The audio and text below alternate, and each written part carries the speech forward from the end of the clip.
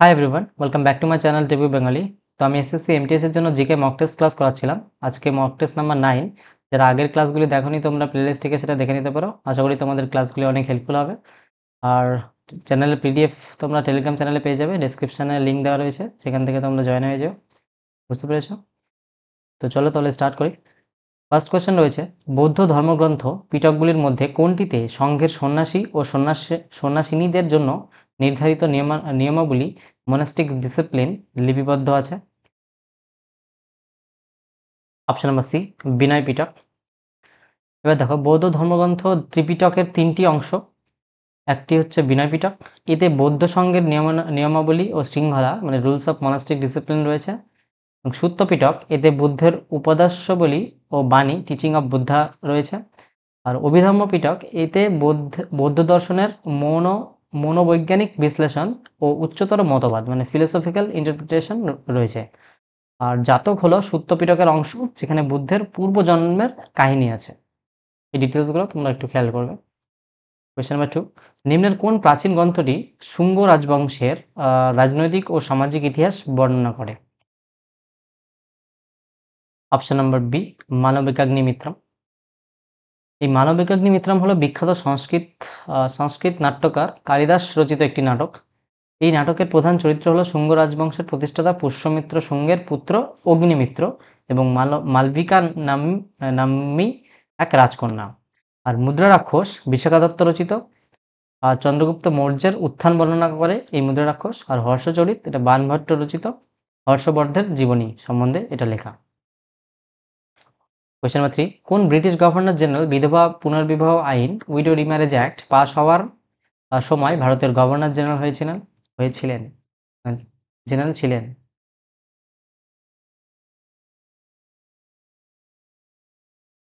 Option number B, Lord Canning. বিধবা পুনর্বিবাহ আইন পাশ হয়েছিল 1856 সালে। এই আইনটি তৈরি করার জন্য ঈশ্বরচন্দ্র বিদ্যাসাগরের প্রবল সংগ্রাম ছিল। আইনটি ডালহৌজির আমলে খসড়া করা হলেও লর্ড ক্যানিংয়ের আমলে তা আইনে পরিণত হয়। লর্ড ক্যানিং ছিলেন ভারতের শেষ গভর্নর জেনারেল এবং প্রথম ভাইসরয় 1858 সাল থেকে।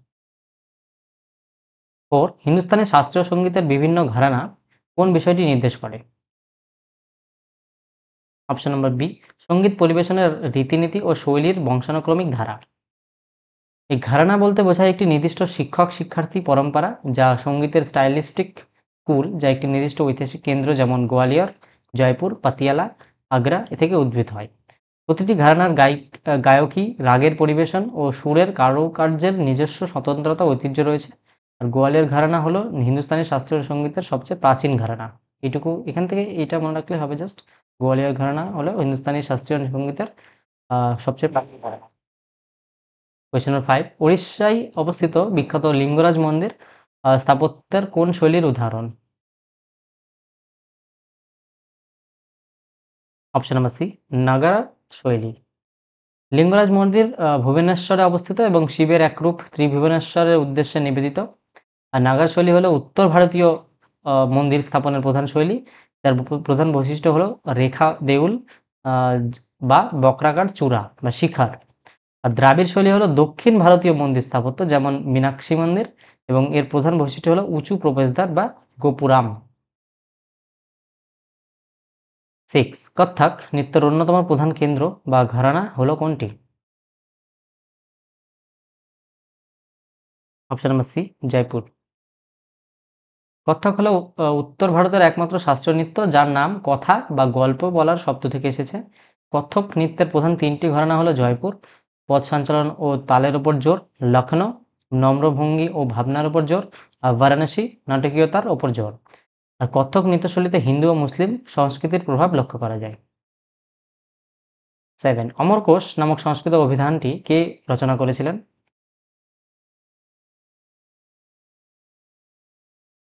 অপশন নাম্বার বি, অমর সিংহ।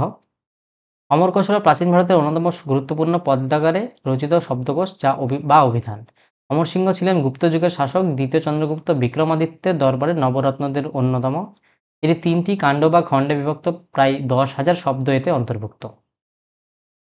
8, ভারত ও পাকিস্তানের মধ্যে সীমানা রেখা হিসেবে রেডক্লিফ লাইন কবে আনুষ্ঠানিকভাবে কার্যকর করা হয়েছিল?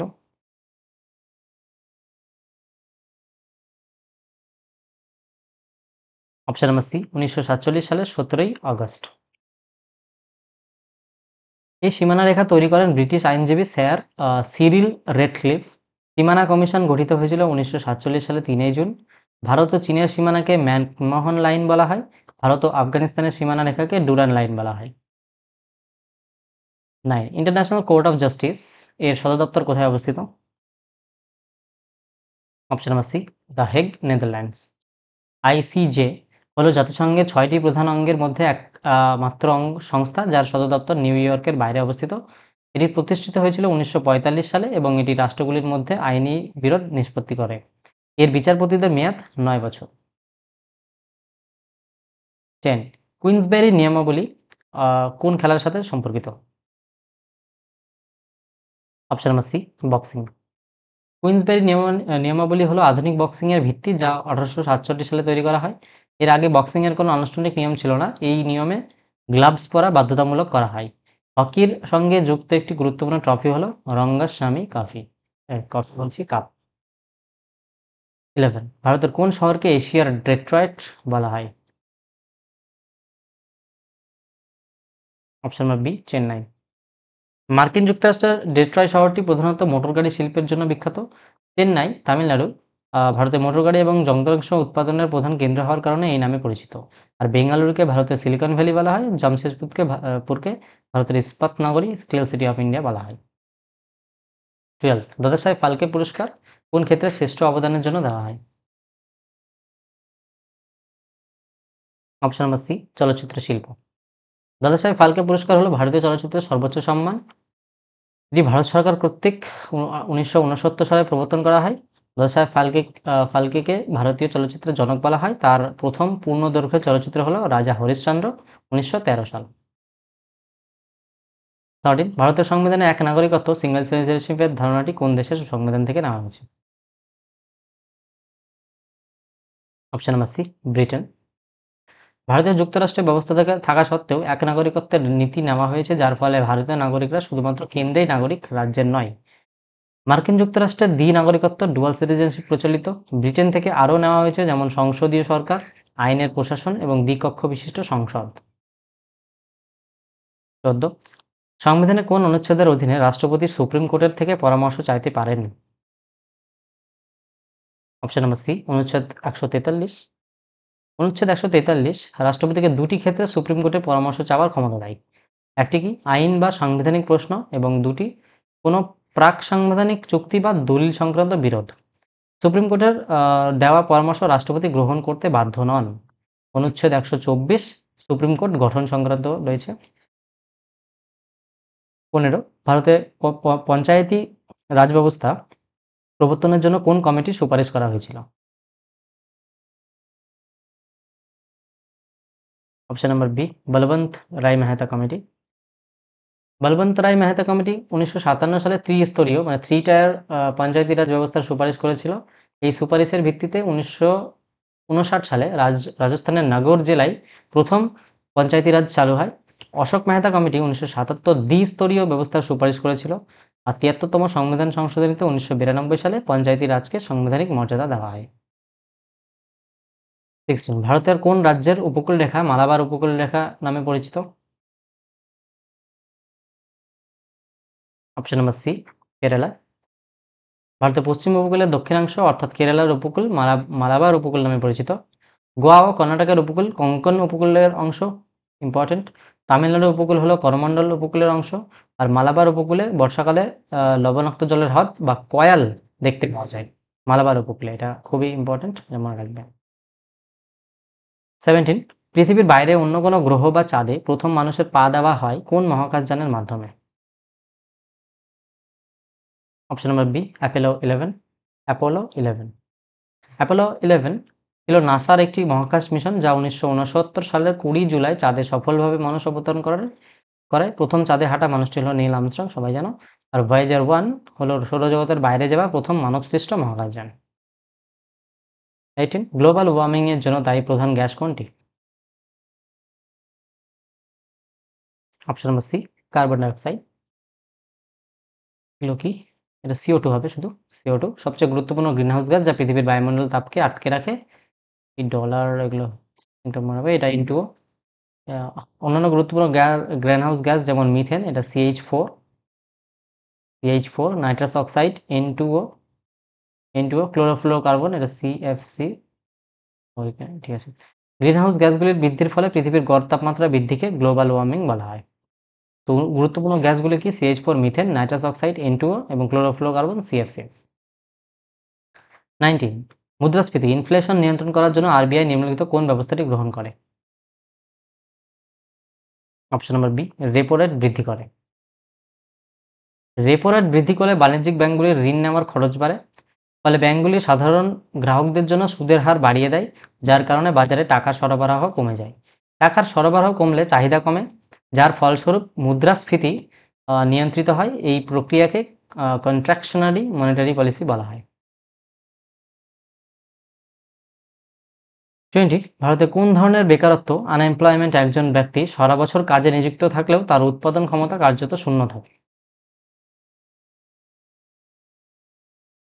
অপশন নম্বর সি, ছদ্মবেশী বেকারত্ব, ডিসগাইজড আনএমপ্লয়মেন্ট। এই ধরনের বেকারত্বের প্রয়োজনের তুলনায় বেশি সংখ্যক মানুষ একটি কাজে নিযুক্ত থাকে, সাধারণত কৃষক ক্ষেত্রে এটি দেখা যায়। অতিরিক্ত মানুষগুলিকে সরিয়ে দিলেও মোট উৎপাদনে কোনো পরিবর্তন হয় না। কাঠামোগত বেকারত্ব কি দেখা যায়? যখন অর্থনীতিতে কাঠামোগত পরিবর্তনের কারণে কর্মসংস্থান কমে যায়, যেমন প্রযুক্তির কারণে। 21 কোন ভিটামিনের অভাবে মানবদেহে রক্ত জমাট বাঁধতে বিলম্ব হয়? Option number C, vitamin K. Vitamin K রক্ত জমাট বাঁধার জন্য প্রয়োজনীয় প্রোথ্রম্বিন নামক প্রোটিন সংশ্লেষণে সাহায্য করে। ভিটামিন এ এর অভাবে রাতকানা রোগ হয়। ভিটামিন ডি এর অভাবে শিশুদের রিকেট রোগ হয়। সূর্যালোকের প্রধান উৎস ভিটামিন ডি। 22 শব্দ তরঙ্গের সাউন্ড ওয়েভস বিস্তার নিম্নলিখিত কোন মাধ্যমে সবচেয়ে বেশি হয়? সবাই জানো। অপশন নাম্বার ডি, কঠিন। শব্দ তরঙ্গ হলো এক ধরনের যান্ত্রিক তরঙ্গ, মানে মেকানিক্যাল ওয়েভ, যা বিস্তারের জন্য মাধ্যমের মিডিয়াম প্রয়োজন হয়, তাই শূন্যস্থানের বিস্তার শূন্য। শব্দ তরঙ্গ কঠিন মাধ্যমে, তারপর তরল মাধ্যমে এবং সবশেষে গ্যাসীয় মাধ্যমে দ্রুত গতিতে যায়। আলোর গতি শূন্যস্থানে সবচেয়ে বেশি। 23 জলের স্থায়ী কাঠিন্য পার্মানেন্ট হার্ডনেস দূর করার জন্য কোন রাসায়নিক পদার্থটি ব্যবহার করা হয়? Option number B, sodium carbonate, washing soda যার নাম N2CO3। জলের স্থায়ী কাঠিন্য ক্যালসিয়াম সালফেট এবং ম্যাগনেসিয়াম ক্লোরাইডের মতো দ্রবীভূত লবণের কারণে হয়। আর ওয়াশিং সোডা Na2CO3 ব্যবহার করে এটি দ্রবীভূত লবণকে প্রেসিপিটেট করে স্থায়ী কাঠিন্য দূর করার জন্য। আর কস্টিক সোডা NaOH সাবান শিল্পে ব্যবহৃত হয়। মহাকাশে কোনো মহাকাশচারী কথা বলার জন্য কোন ধরনের যন্ত্র ব্যবহার করে? নম্বরে রেডিও যোগাযোগ ব্যবস্থা।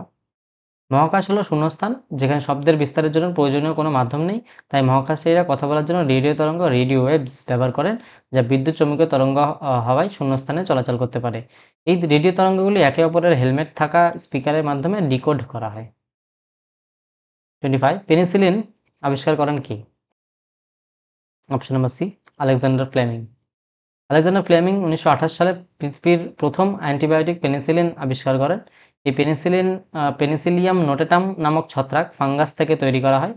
লুই পাস্তর পাস্তরাইজেশন প্রক্রিয়া আবিষ্কার করেন এবং এডওয়ার্ড জেনার গুটি বসন্তের টিকা, ভেরি ইম্পর্টেন্ট, আবিষ্কার করেন। তো আশা করি তোমাদের ভিডিওটি অনেক হেল্পফুল হবে। তো তোমরা রেগুলার দেখতে থাকো এবং ভিডিওটি ভালো লাগলে চ্যানেলটিকে সাবস্ক্রাইব করে দিও এবং শেয়ার করে দিও ভিডিওটি।